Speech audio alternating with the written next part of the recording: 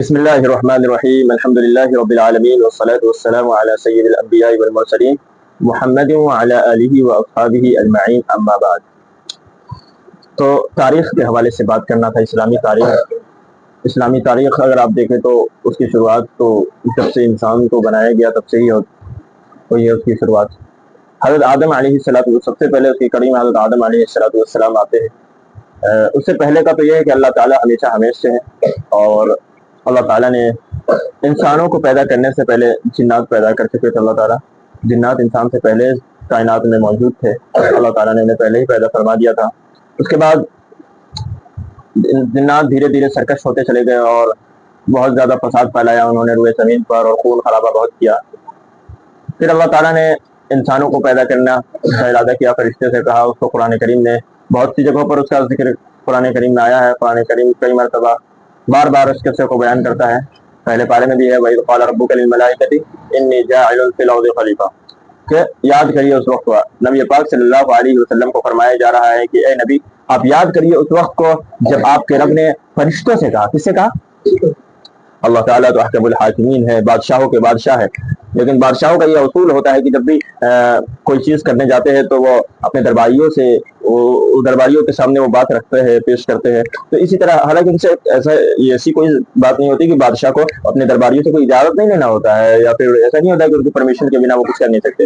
اسی طرح اللہ تعالیٰ کو اس کی کوئی ضرورت نہیں کہ اللہ تعالیٰ فرشتوں سے اجازت لے، اس کے بعد کسی چیز کا اگر ارادہ کر رہے ہیں تو اللہ تعالیٰ فرشتوں سے پہلے اجازت لے پھر وہ کام کریے۔ اللہ تعالیٰ کو اس کی کوئی ضرورت نہیں ہے۔ بس ایک یہ ہے کہ جیسے بادشاہ لوگ پہلے اپنے درباریوں کے سامنے کوئی بات رکھتے ہیں، اسی طرح اللہ تعالیٰ ان کے درباری کون ہے؟ فرشتے ہیں، تو ان کے سامنے کہا وہی قرآن کہتے ہیں وَإِذْ قَالَ رَبُّكَ لِلْمَلَائِكَةِ إِنِّي جَاعِلٌ فِي الْأَرْضِ خَلِيفَةً، کہ میں زمین پر اپنا خلیفہ، اپنا نائب بنانے والا ہوں۔ اب انسان کو پیدا کرنے کا مین مقصد کیا بتایا؟ کہ انسان جو ہے وہ میری نیابت کرے گا۔ کیا کرے گا؟ میری نیابت کرے گا، میرا نائب ہوگا زمین پر۔ انی جاعل فی الارض خلیفہ، میں زمین پر خلیفہ نائب بنانے والا ہوں۔ خلیفہ نائب کس کو کہتے ہیں جانتے ہو؟ ہاں، نائب کس کو کہتے ہیں؟ نائب کہتے ہیں کہ اس کی جگہ پر اگر کوئی انسان مین ہے، جیسے کہ کسی جگہ کا محتمم ہے یا پردھان منتری ہے، تو ہر کسی کا ایک نائب ہوتا ہے، ہر کسی کا ایک نائب ہوتا ہے، یعنی کہ اس کے نہ ہوتے ہوئے میں جو اس کا کام کرتا ہے اس کو نائب کہتے ہیں۔ مثال کے طور پر ہمارے مسجد ہے، مسجد کی مثال لے لیں، امام صاحب رہتے ہیں، امام صاحب اگر موجود نہ ہو تو نماز کون پڑھاتا ہے؟ ان کا نائب پڑھاتا ہے۔ آری بات سمجھ میں؟ اسی طرح اسکولوں وغیرہ میں پرنسپل رہتا ہے، پرنسپل اگر موجود نہیں تو وائس پرنسپل۔ ایسے تو اللہ تعالیٰ موجود ہے ہر جگہ، لیکن اللہ تعالیٰ اپنے بندوں کو نیابت دیتے ہیں کہ جو میرا کام ہے وہ تم کرو، یعنی اللہ تعالیٰ کے احکام کو نافذ کرنے کا کام کون کریں گے؟ اللہ کے خلیفہ، اللہ کے نائب، وہ کون ہے؟ انسان ہے۔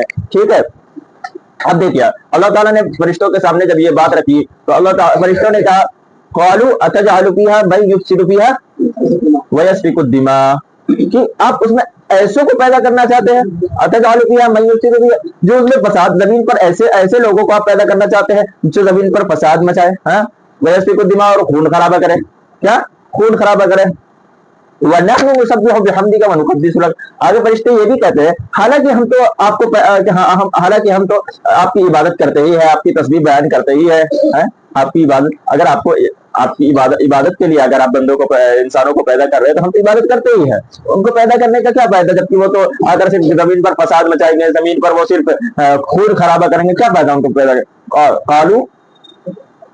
قالوا اتجعل فيها من يفسد فيها ويسفك الدماء، جو فساد مچائیں گے اور خون خرابہ کریں گے۔ آگے اللہ تعالیٰ کیا کہہ رہے ہیں؟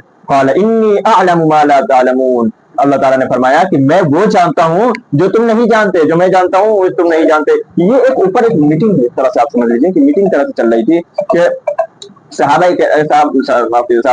فرشتوں کے درمیان اور اللہ تعالیٰ کے درمیان۔ اللہ تعالیٰ نے فرشتوں کے سامنے یہ بات رکھی کہ میں انسانوں کو پیدا کرنے والا ہوں۔ پھر فرشتوں نے کہا کہ کیوں انسانوں کو پیدا کیجیے گا جبکہ ہم تو آپ کی عبادت کرتے ہی ہے، ان کو پیدا کیجیے گا، وہ آ کر زمین پر سے خون خرابہ کریں گے، فساد مچائیں گے، یہ جب وہ کریں گے۔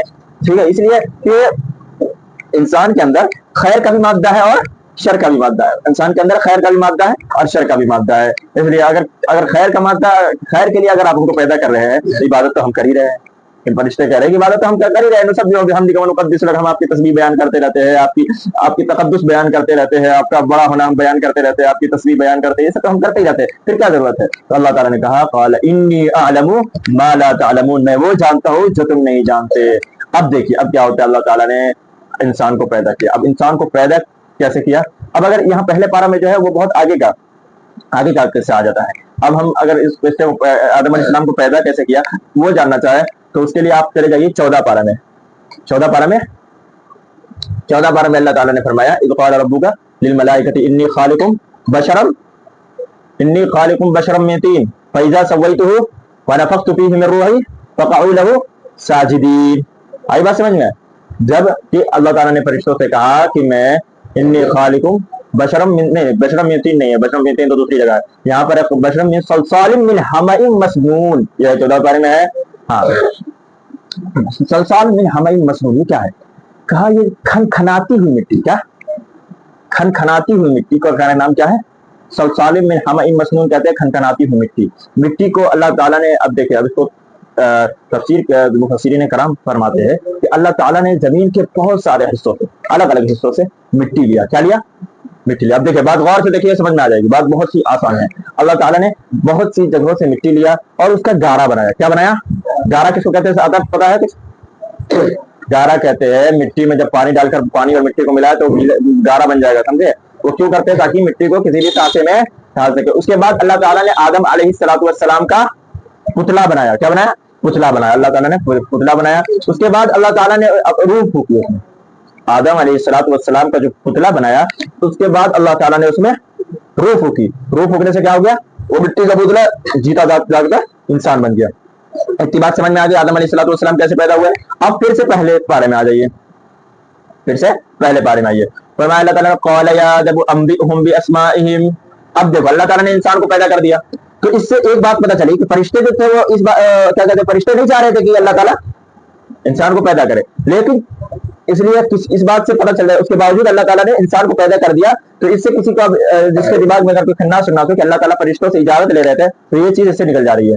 آ رہی بات سمجھ میں؟ اللہ تعالیٰ نے پیچھے جو قرآن میں اللہ تعالیٰ فرمایا اذ قال ربک للملائکۃ انی جاعل فی الارض خلیفہ، کہ اللہ تعالیٰ نے فرشتوں کے سامنے یہ بات رکھی تو یہ ازروئے اجازت نہیں ہے، اجازت لینے کے لیے نہیں، بس یوں ہی بتانے کے لیے، کیونکہ بادشاہوں کا یہ طریقہ ہوتا ہے کہ وہ کوئی کام کرنے جاتے ہیں تو اپنے درباریوں کو بتاتے ہیں۔ اللہ تعالیٰ نے بھی اپنے درباریوں یعنی فرشتوں کو بتایا۔ اب وہ چاہے نہ چاہے یہ تو ان سے کوئی فرق نہیں پڑتا، اللہ تعالیٰ نے انسان کو پیدا کر دیا۔ آدم علیہ السلام پیدا ہو گئے۔ اب آگے فرمایا قال یا آدم انبئهم باسمائهم، اے آدم تم پر کیا کرو؟ آدم انبئهم باسمائهم، کچھ نام اللہ تعالیٰ نے سکھا دیے تھے، کچھ نام اللہ تعالیٰ نے سکھا دیے تھے، اس کو اللہ تعالیٰ کے حکم سے آدم علیہ السلام کو سکھا دیا گیا تھا۔ اب مفسرین کرام کا اس میں بہت سارا قول ہے، آپ تفسیر پڑھیں گے تو میں دھیرے دھیرے تفسیر کے تحت بتاؤں گا، یہ ابھی تو تاریخ کے حوالے سے ہے۔ تو اللہ تعالیٰ نے کچھ نام سکھا دیے، اس کے بعد جو ہے پہلے فرشتوں سے پوچھا کہ چلو تم بتاؤ، تو فرشتوں کو تو معلوم ہی نہیں تھا، تو کہا کہ ہمیں تو نہیں معلوم ہے۔ لیکن پھر آدم علیہ السلام سے پوچھا اللہ تعالیٰ نے، آدم علیہ السلام نے سارا بتا دیا، فرشتے نہیں بتایا، انہوں نے کہا کہ ہمیں تو پتہ ہی نہیں، ہمیں تو اتنا ہی پتہ ہے جتنا آپ نے ہمیں سکھایا ہے، آپ نے ہمیں بتایا ہے۔ آدم علیہ السلام سے پوچھا تو آدم علیہ السلام کو اللہ تعالیٰ نے بتا دیا تھا پہلے، تو آدم علیہ السلام نے بتا دیا۔ اتنی بات سمجھ آ گئی؟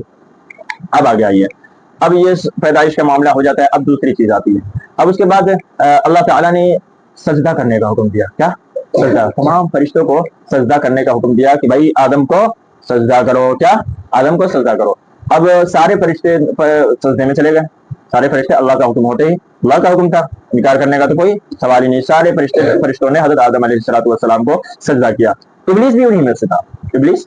اب اس میں بہت سارے مفسرین کرام کے اقوال ہے کہ آیا ابلیس جو ہے، شیطان جو ہے وہ فرشتہ ہی تھا یعنی، لیکن راجح قول یہی ہے، معتبر سب سے زیادہ قول یہی ہے کہ ابلیس جو ہے وہ فرشتہ نہیں تھا بلکہ وہ جناتوں میں سے تھا، لیکن اس نے عبادتیں اتنی کر رکھی تھی اور وہ علم میں اتنا زیادہ آگے تھا کہ اللہ تعالیٰ نے اسے فرشتوں کے ساتھ رکھا تھا۔ کہاں؟ فرشتوں کے ساتھ، وہ آسمانوں میں رہتا تھا، فرشتوں کے ساتھ آسمانوں میں رہتا تھا۔ تو چونکہ سب جب فرشتوں کے ساتھ ہی رہتا تھا تو شمار اس کا میں ہونے لگا تھا، اس لیے جب سجدہ کرنے کا حکم دیا تو حکم اس کو بھی تھا، لیکن اس نے سجدہ کرنے سے انکار کر دیا۔ سارے فرشتوں نے سجدہ کیا لیکن شیطان مردود نے، ابلیس نے نہیں کیا۔ اب آگے دیکھیے، یہاں تک اتنا واقعہ قصہ ہو گیا۔ اب آگے کیا ہوا؟ فرشتوں نے سجدہ کر لیا آدم علیہ السلام کو، شیطان نے نہیں کیا۔ شیطان نے بحث بازی شروع کر دی کہ میں کیوں اس سے اس کو سجدہ کروں۔ اللہ تعالیٰ نے کہا کہ جب میں نے تمہیں حکم دیا تو تم نے اسے کیوں نہیں سجدہ کیا؟ تو کہا میں تو اس سے بڑا ہوا ہوں۔ کیا؟ میں اس سے بڑا ہوں, آپ نے اسے مٹی سے پیدا کیا, کس سے؟ اور مجھے شیطان نے کیا کہا, ابلیس نے, مجھے آپ نے آگ سے پیدا کیا, آدم کو مٹی سے, اور آگ جو ہے وہ اوپر جاتی ہے, آگ اوپر جانے والی چیز ہے اور مٹی نیچے آنے والی چیز ہے. آگ جو ہے مٹی سے بہتر ہے, آگ جو ہے مٹی سے بہتر ہے. میں کیسے بہتر ہو کر اپنے سے نیچے والے کو سجدہ کر دوں؟ اپنے سے نیچے والے کو سجدہ جو ہے اکرام میں, کسی کو عزت دینے میں سب سے انتہائی چیز ہے, سب سے زیادہ عزت دینے والی چیز کیا ہے؟ سجدہ. اس کے آگے تو کوئی چیز ہی نہیں آتی ہے نا. یہ آدم علیہ السلام کو اللہ نے انتہائی درجے والی عزت دلائی فرشتوں سے, انتہائی درجہ. یہ ابلیس سے بھی چاہا تھا لیکن ابلیس نے منع کر دیا کہ میں کیسے کر دوں, جبکہ آپ نے آدم کو مٹی سے پیدا کیا اور مجھے آگ سے پیدا کیا, میں اس سے بہتر ہوں. اللہ تعالیٰ نے کہا کہ جب تو میری نافرمانی کر دیا تو اب تو اس لائق نہیں رہا کہ تم یہاں آسمانوں میں رہے. اری بات سمجھ میں؟ اس لیے اسے وہاں سے بھگا دیا. اس نے کہا اللہ جب آپ نے مجھے بھگائی دیا ہے تو مجھے مہلت دیجیے. کیا دیجیے؟ مہلت دیجیے. کب تک کی؟